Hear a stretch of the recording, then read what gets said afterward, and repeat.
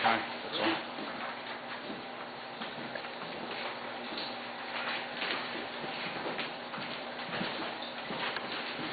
Thank you, everyone. Thank you, John. You going in over? Of course. We'll be in touch. Thank you. Somewhere over here. It's a big truck blocking me. Okay. Give Kim a hug. I will. I love Kim. I'll come back. Come on back in. Tell me it's okay. It's safe to come in. No, you drove off. Did you really? Oh, yeah, you got, okay, I didn't want to.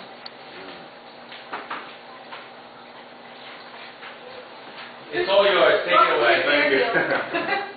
I want to thank you for letting me come to your meeting. My name is Kie Westby, and I'm running for Congress in the 5th District with the intention of sending Chris Murphy home.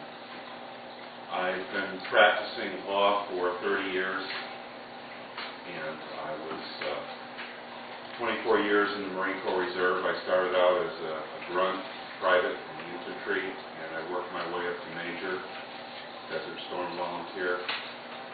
I've spent 27 years in my local Rotary Club, held all the leadership positions, board of directors for 10 years. As far as politics goes, I was on my board of education in that town for 10 years. 4 years in the 80s. Planning and Zoning Commission in the 90s. I've been on the Republican Town Committee in 2 different towns, and I've been on State Central for the last year and a half. I live in Southbury.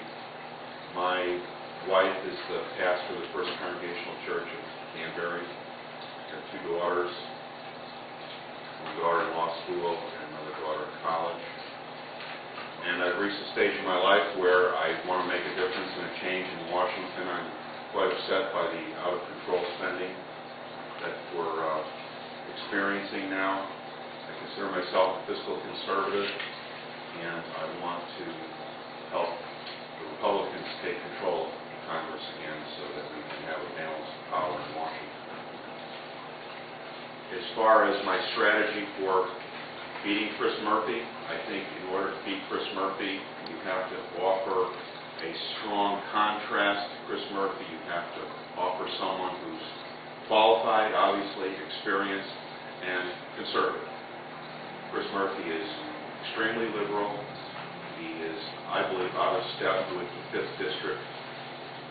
And if we as a party put together a good ticket with strong conservatives who are going to offer a meaningful opportunity, a meaningful choice between the liberals in Washington who are in the Democratic Party, I think we can win in November 2010. And I'd like to have this chance to answer any questions you might have and welcome the opportunity to share any more information about myself. Do you think Chris Murphy's biggest weaknesses in this? I would say two issues that he can be hit on. One would be cap and trade, and the other would be his support of the Nancy Pelosi, Harry Reid health care. I think that the public option is really socialized medicine through the back door. And I think the polls show that most people are not in favor of what the Democrats are proposing. The second area where Murphy can be hit is cap and trade. Cap and trade is going to be disastrous for small manufacturers and small business people in the state of Connecticut. If you look at our Connecticut economy, the insurance industry and small manufacturers are still the backbone of our state economy. And what the Democrats are proposing is going to be disastrous for the insurance industry in Connecticut, and cap and trade is going to be disastrous for small manufacturers. So what I would argue is that the Nancy Pelosi, Chris Murphy agenda is really putting a wrecking ball to the 2 pillars of our Connecticut economy. If elected to Congress, would you be in favor of eliminating the restrictions on insurance providers so that they could sell to different states? To me, that's a no-brainer. One of the basic concepts of our free enterprise system is competition. And if we have interstate competition among insurance companies, I believe it's going to drive costs down. I just want to add one thing. I think that the reason why we have high medical care costs is government interference.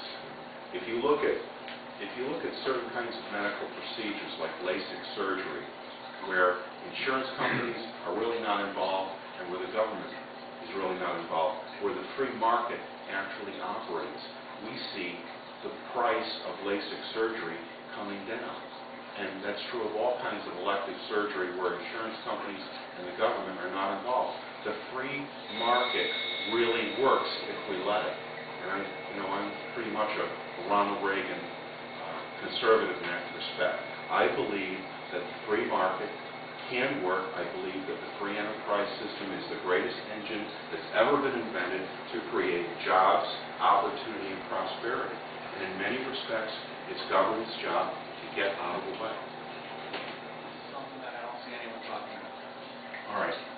I would recommend two approaches. What you recommended, interstate competition, commerce among the insurance companies.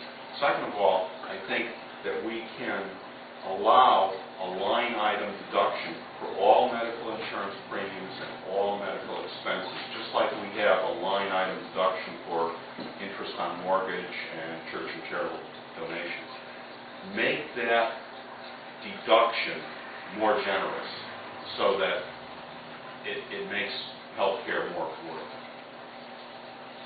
Those would be my two prescriptions to attack the problem of getting costs under control.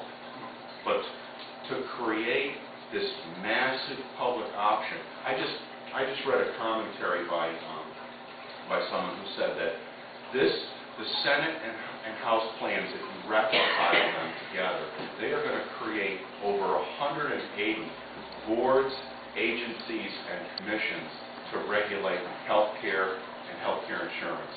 And in my opinion, how can you possibly reduce costs by creating that much bureaucracy, that kind of impermeable layer of bureaucracy between the health care provider and patient? It's the secret plan to bring the unemployment rate down. I just don't understand where we're going with this. I think it's going to be incredibly expensive, and I think it's going to detract from the overall quality of care the average person receives. Do you promise to read the bills before you sign them? Yes, I do. Good. I do. Thank you I very much. really think that's important. It's I mean, incredibly important. I'm an attorney, and I try to proofread a document before I sign it, or I have my client sign it. I think that's just basic common sense. And just to follow up on that point, the idea of 2,000 pages of gobbledygook and cramming it down people's throats, giving them 72 hours to debate it, is ridiculous. A bill should be no longer than, before I consider myself a fiscal conservative, pro-military. If you look at how people identify themselves in Connecticut, close to 50% consider themselves conservative. There's three things in my background that are important. I've run a small business, I've held elective office, and I've served my country in the military.